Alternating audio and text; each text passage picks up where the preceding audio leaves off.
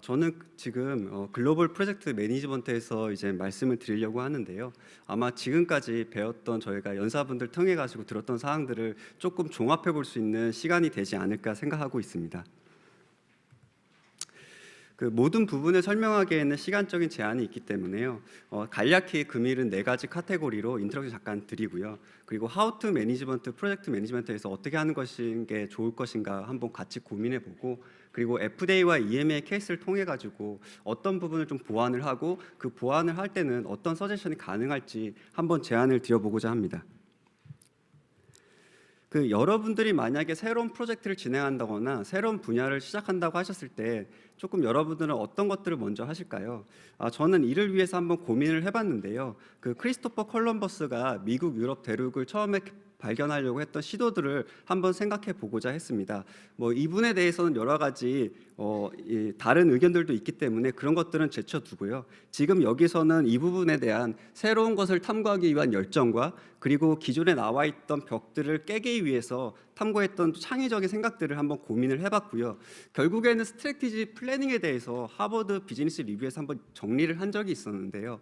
스트래티지 플래닝은 결국에는 기존의 스트래티지 띵킹이 아니고요. 기존에 나와 있는 것들을 다시 한번 재배열해보고 그리고 과거에 생각해보지 않았던 것들 합성해보고자 하는 게 스트래티지 띵킹이라고 얘기하고요. 또 다른 하나는 스트래티지 띵킹은 기존에 이제 나와 있던 것들을 이제 새롭게 카테고라이즈 하는 것이라고 얘기합니다. 또 한편으로는 스트래티지 띵킹을 위해서는 조금 더 나중에 아까 저희가 첫 번째 강좌에 들은 것처럼 어떻게 상황이 변하고 시대가 변할지 모르기 때문에 나중에 변할 수 있는 상황을 예비해 두고 틀을 가다 놓지 않고 그 범위까지도 한번 크게 오픈해서 생각해 보고자 하는 것이 스트래티지 띵킹이라고 합니다. 그럼 결국에는 저희 위치를 한번 고민을 해봐야 될 것 같습니다. 키워드로 신약 개발 해외, 글로벌, 그리고 바이오 개발이라고 해가지고 2011년부터 2022년까지 이 연관되는 키워드에 대해서 연관되는 신문 기사들을 한번 검색을 해봤는데요. 주제별로는 이제 이렇게 넣었을 때 분야별로는 바이오, 그리고 해외 우수, 시너지, 이노베이션과 같은 연관 단어들로 좀 분류가 될 수 있을 것 같고요.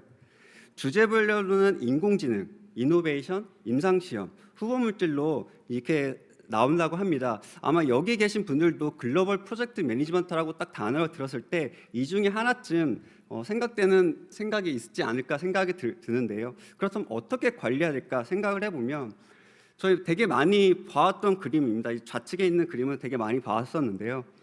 과거에는 다음과 같이 프로젝트 매니지먼트를 이야기할 때는 사건이 일어나는 순서대로 좀 순차적으로 2차원적인 개념으로 설명을 해왔었고요. 실제로 그렇게 업무가 진행됐던 것도 같습니다. 보시는 것처럼 프로젝트 어워드 받아서 순서대로 쭉 시간적으로 순서대로 진행했던 것 같는데요. 과연 그랬었나 생각해보면 지금도 그렇지만 저희는 3차원에 살고 있고 3차원에서는 이런 일들은 비연속적이고 불규칙하게 그리고 일어났었고 해결했던 일은 다시 한번 일어날 수가 있습니다. 마치 슈레딩거의 고양이처럼요. 이전 크리스토퍼 콜럼버스의 사례와 스트래티직 플래닝에 대한 간략한 정의 및 관련 분야에서 사람들이 느끼고 있는 현재까지 상황을 좀 고려해 봤었습니다. 가장 중요한 것은 과거랑 현재로부터 배우는 것이라고 저는 생각하는데요. 그러면 지금 과거와 현재로부터 배울 수 있는 것들을 어디서부터 배울 수 있냐? 저는 이제 많은 분들이 이 데이터는 이미 많이 보셨을 것 같아요. 여기 계신 분들 중에 반 정도는 이제 교육 때문에 오셨을 수 있으니까요. 항상 그 교육 끝나면 GCP 교육이 있는데요. 그 교육 보면 이제 이 데이터는 2016년부터 2022년까지 최근 인스펙션 현황을 확인할 수 있도록 이제 정리를 해놨습니다. 보시는 것도 전반적으로 트렌드는 동일해요. 그러나 2020년 그리고 2019년에는 그 트렌드가 좀 이렇게 파인딩 개수가 줄어들죠. 그 이유는 저희가 알고 있는 그 이유 때문인 것 같습니다. 다음은 전체 건수 중에서 가장 많은 파인딩으로 확인된 10가지 항목을 정리해 보았습니다. 10가지 항목 중에서 다 중요한데요. 이 중에서 첫 번째, 두 번째 보면 결국에는 프로시디어, 문서나 프로토콜이나 아니면 노트 파일이나 그런 것들에 정확히 언급되지 않는 행위들을 했거나 또는 하지 않았거나, 두 번째로는 프로토콜과 관련된 컴플라이언스였습니다. FDA에서는 이제 GMP 실사를 통해서 워닝 레터도 발행하잖아요. 그래서 워닝 레터 발행 건수를 보면 2016년부터 2022년까지 총 1,140건의 워닝 레터가 발행됐다고 합니다. 시간 제약상 세부적으로 얘기는 안 하고요. 트렌드를 한번 보고 그 이유를 말씀드리도록 하겠습니다. 그 GMP 인스펙션의 경우에서 가장 많은 옵저베이션은 이제 QC와 또 IP에 대한 부분이었습니다. 이제 QC 부분 보면은 아까 잠깐 그 전 슬라이드에서도 관련된 그 액트, 그 CFR 코드 페더럴 로우죠. 21 CFR 211.22거든요. 결국에는 이제 워닝 레터도 이전에 발생됐던 인스펙션에 나왔던 그 옵저베이션 쪽 똑같이 퀄리티 컨트롤 또는 IP였다는 부분입니다. 그럼 EME에서 인스펙션에 대해서 한번 살펴보면요. EME에서는 이제 클리티컬, 메이저, 마이너로 이렇게 구분을 하고 있는데요. 각각의 항목별로 이제 트렌드입니다. 트렌드이고 여기서 보면 결국에는 똑같이 가장 많은 건수 파인딩이 있었던 거는 트라이얼 매니지먼트 그리고 제네럴 그리고 IMP와 관련된 부분이에요. 즉 FDA에서 발생됐던 부분들 거기서 하지 않았던 부분들은 EM에서 똑같이 계속 파인딩이 되고 있다는 사실입니다. 지금까지 사례를 통해서 FDA와 EM에서 과거 6년간 사례를 보면 유사한 트렌드를 확인할 수가 있습니다. 그 셀러라는 연구진이요 한번 조사를 해가지고 EMA와 FDA에서 GCP 인스펙션을 통해 가지고 분석을 진행했습니다. 연구자에게 확인된 586건의 파인딩 사례랑 그리고 의뢰사와 CRO에게서 확인된 535건의 파인딩 사례에서 미흡한 부분을 다음과 같이 열거하였고요. 각각의 차이를 분석을 했습니다. 이를 통해서 우리는 어떤 부분이 취약한지 그리고 어떻게 계획을 세워야 하는지에 대한 간접적인 정보를 알 수가 있을 것 같습니다. 즉 다음과 같이 인스펙션 트렌드를 통해서 트라이얼 매니지먼트에 대한 부분에서 다양한 위험이 상존하고 있다는 사실을 알 수가 있고요. 이를 키워드로 확인해 보면 보시는 것처럼 이제 소스 데이터, 논 컴플라이언스, CCG, CRF 컴플레이션 가이드라인이죠. 퀘스천이에요. 즉 프로토콜에서 강한 주요한 엔드 포인트가 될 수 있는 설문지에 대한 문제들 그리고 CRF 그리고 모니터링되는 부분들이 발생하는데요. 이걸 위해서 제안드릴 수 있는 것은 아마 센트럴라이즈 모니터링인 것 같습니다. 즉 이 센트럴라이즈 모니터링을 위해서는 센트럴라이즈 데이터 리뷰, 센트럴라이즈 스태티스티컬 데이터 리뷰들이 있고요. 또 이거에 대한 특징은 보시는 것처럼 이제 연구자의 질적 문제를 조기 발견할 수 있다는 장점이 있고 적합한 온사이트 모니터링 계획 수립을 지원한다거나 아니면 연구 수행 능력 및 확인 점검이 가능하고 안정성 데이터 검토가 가능하다는 장점이 있는 것 같습니다. 그 다음에 이제 제네럴 부분에서 두 번째 카테고리였죠. 가장 많이 나온 인스펙션 부분에서 제네럴 부분인데요. 제네럴 부분과 관련해서는 다음과 같이 이제 이센셜 다큐멘트 그리고 소스 다큐멘트 저희가 계속 하고 있는 일이죠. 어저께까지 했고 또 오늘 오전까지 했던 일들입니다. 거기서 보면 이센셜 다큐멘트에서 많은 파인딩이 나왔고 일렉트릭 메디컬 레코드 그리고 트라이얼 마스터 파일, 콘텐츠, 인베스티게이션 사이트 파일 같은 곳에서 결국에 파인딩이 나온다는 겁니다. 즉 저희는 계속 하고 있지만 거기서 계속 파인딩이 나오고 조금 더 개선돼야 될 부분들이 있다는 것이죠. 이걸 위해서는 저는 한번 센트럴라이즈 다큐멘트 아카이빙이나 아니면 매니지먼트에서 한번 생각을 해봤고요. 이에 대한 종류는 저희가 지금까지 배웠던 일렉트로닉 데이터 캡처 시스템 또는 클리니컬 트라이얼 매니지먼트 시스템 IWRS, 이 트라이얼 마스터 파일 같은 ETM가 될 것 같습니다. 이것들의 특징은 사용자 편의를 위한 직관적인 문서 보관 유지가 가능할 것 같고요. 그리고 실시간 데이터 현황 및 트렌드를 확인할 수 있고 아까 저희가 이미징 데이터를 바로 실시간으로 확인한다거나 아니면은 중앙 센트럴 랩에서 확인했던 것 또는 로컬 또는 리전 랩에서 진행했던 데이터를 바로 실시간으로 예전에는 그 데이터를 바로 하루 내에 받지를 못했었거든요. 하지만 지금은 그런 시대가 아니고 가능하다는 것이죠. 그 다음으로는 이제 인스펙션 트렌드로 이제 제네럴에 대한 IMP에 관련된 부분이고요. IMP에 관련해서는 보시는 것처럼 IMP 어카운터빌리티, 그리고 스토리지, 그리고 리시빙과 같은 다큐멘트에 대한 문제가 있다는 것들이 확인될 수가 있고요. 이와 관련된 키워드를 분석해 보면 결국에는 어카운터빌리티, IWRS, insufficient, document, 프로시저 부분인데 이와 관련해서는 저는 한번 생각해 본 게 improving quality assurance가 아닐까라고 생각해 보았습니다. 이를 위해서는 QMS라든지 오디팅, 목 인스펙션 나중에 설명을 네, 등이 될 수가 있습니다. 그리고 이제 특징은 품질 보증 관리고요. 이제 표준 작업 지침서 제작 및 운영 관리가 좀 도움이 될 것 같습니다. 그러면 성공적인 프로젝트 관리를 위해서 다양한 서제선이 있을 것 같은데요. 실제로 여기에는 제가 첫 과제를 진행했었을 때 저의 과제에 대해서 오디트를 진행했던 선배도 와 계시고 저랑 같이 저를 가르쳐줬던 선배 그리고 동료도 와 있기 때문에 저의 서제션이 100%일 수는 없을 것 같습니다. 죄송, 계속 넘어가는데. 네. 좀 서제션 다를 수가 있을 것 같은데요. 이 서제션이 전부는 아니라는 전제하에 들어주시면 감사하겠습니다. 결국에는 저는 제안한 것 중 첫 번째는 센트럴 모니터링입니다. 센트럴 모니터링은 임상시험 진행 중에 발생한 가능한 이슈를 조기에 발견해서 빠른 대처를 가능하게 해주고 이렇게 수립된 코렉티브 액션 및 프리벤티브 액션을 통해 가지고 재발을 방지할 수 있도록 해줍니다. 기관에서 입력된 데이터를 바탕으로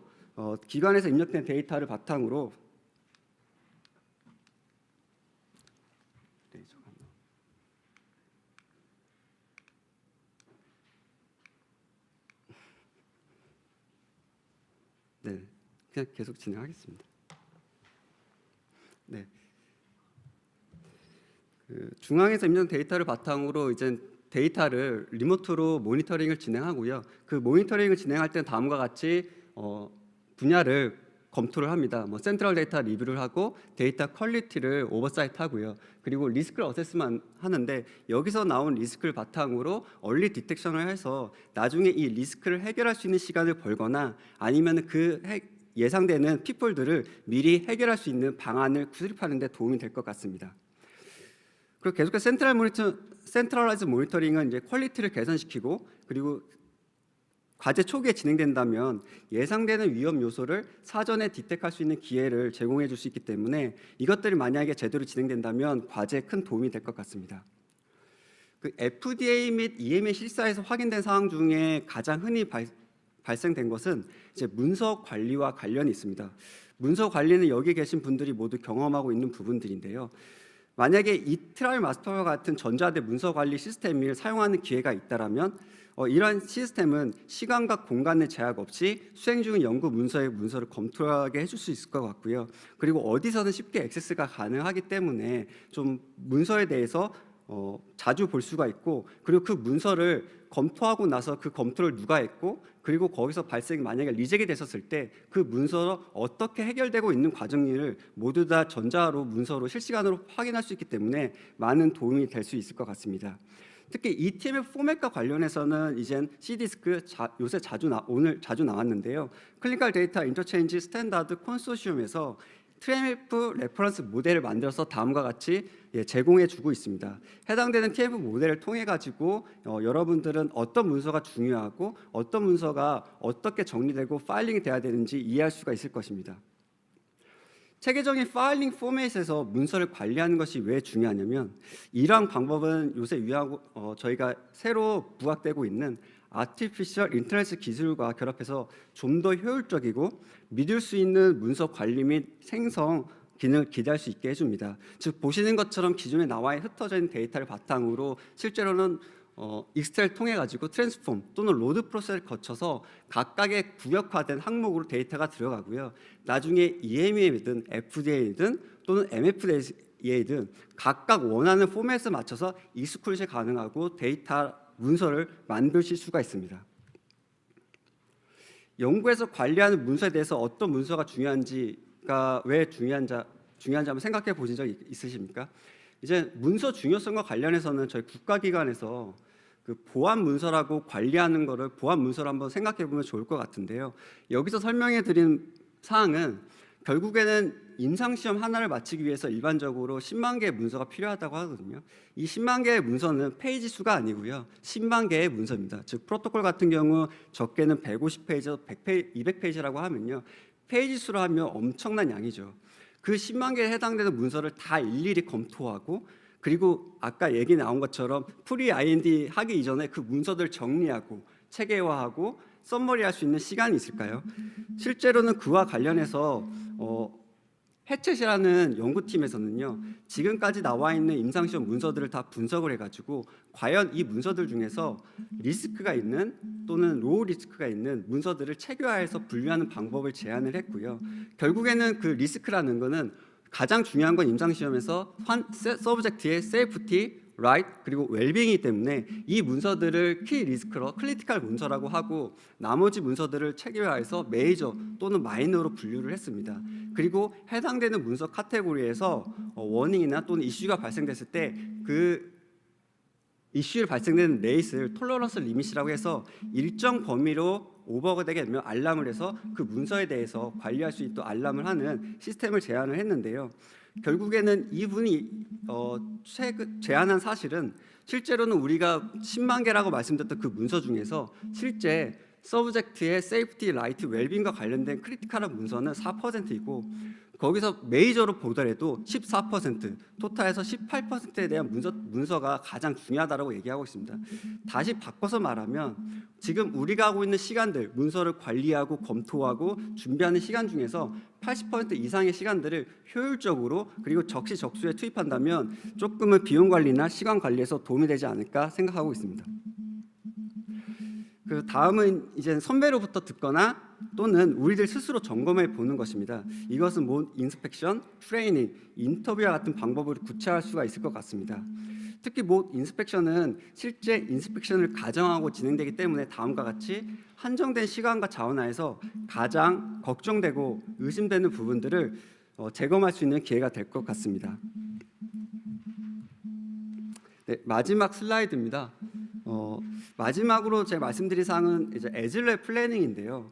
최근에 린톡의 연구 그룹에서 2010년부터 2019년까지 미국에서 승인된 항암 치료에 대한 것들을 다 분석을 해봤습니다.